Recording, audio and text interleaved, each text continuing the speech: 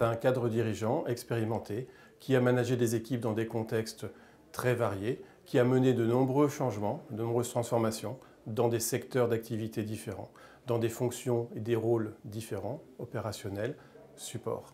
Le manager de transition est surdimensionné pour ce qu'il vient faire chez vous, dans votre entreprise. Il vous donne donc la garantie d'un résultat.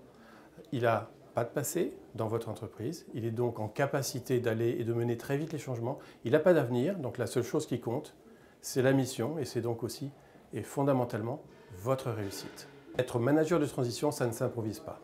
Il y a des méthodes, il y a des techniques, des approches, une déontologie. Et c'est à travers une formation certifiante, celle de l'IFMT, que j'ai choisi de me perfectionner dans mon métier, comme les collègues qui vont se présenter à vous. Alors, une réponse en forme de boutade, un consultant il conseille, un manager il décide. C'est exactement cela. Un manager de transition, contrairement à un consultant, il fait partie intégrale de l'entreprise et n'est pas extérieur à celle-ci. Il n'a cependant pas pour ambition de rester et d'y faire carrière, mais il est un décideur opérationnel qui agit dans le cadre d'une mission bien définie. Pour ma part, j'ai été toute ma carrière un décideur en entreprise à différents niveaux.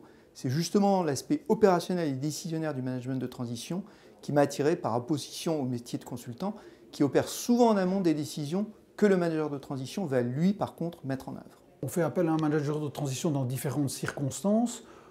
Manque de développement, une société qui est endormie, une société qui doit être réorganisée, voire restructurée, une société qui connaît une période plus faible dans son activité et qui nécessite une remise en ordre, une remotivation des équipes autour d'un objectif. D'abord, c'est quelqu'un qui doit être évidemment très attentif, donc il doit avoir une très bonne oreille, il doit être à l'écoute de ses équipes. C'est quelqu'un qui doit être absolument autonome, il doit être réactif aussi, il faut qu'il intervienne en un laps de temps assez court. Il faut également qu'il arrive avec des solutions concrètes à des problèmes complexes, donc c'est quelqu'un qui doit être réactif et très créatif. C'est d'abord de rester concentré sur les thématiques du plan d'action qui a été calé au début par le donneur d'ordre et de ne pas se disperser sur des petites actions sur tout un tas de sujets qui vont se lever au fur et à mesure qu'on est impliqué dans l'entreprise. Donc, grande règle selon moi pour bien réussir, rester concentré sur les objectifs principaux. Et évidemment, le nerf de la guerre pour le succès également, c'est de surcommuniquer auprès des équipes pour faire passer les grandes opérations de transformation et entraîner les gens avec soi. Les erreurs à éviter quand on est manager de transition, c'est avant tout une question de posture. C'est à la fois manquer d'humilité, ne pas respecter un temps d'observation et se lancer bille en tête sans tenir compte de ce qui peut se passer dans le contexte de l'entreprise dans laquelle on intervient. L'autre erreur à éviter, c'est justement de ne rien faire, de ne pas décider.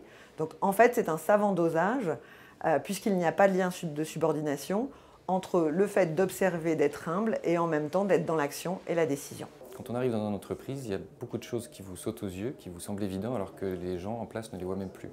Donc vous vous fiez à votre sens de l'observation, à votre intuition, et rapidement vous prenez des petites décisions, mais des décisions marquantes, symboliques, qui vont marquer les gens, qui vont les faire réfléchir, qui vont les faire parler entre eux. Ce sont celles-là les plus importantes parce que c'est ça qui vont poser votre légitimité et le temps des grandes décisions viendra plus tard. La compétence à laquelle on ne pense pas, c'est qu'un manager de transition, c'est quelqu'un qui accepte d'être surpris. C'est avant tout un professionnel qui sait ce qu'il sait, qui sait aussi ce qu'il ne sait pas. Et en fait, pour lui, la surprise, c'est de l'opportunité. Et même parfois, il y trouve même du plaisir.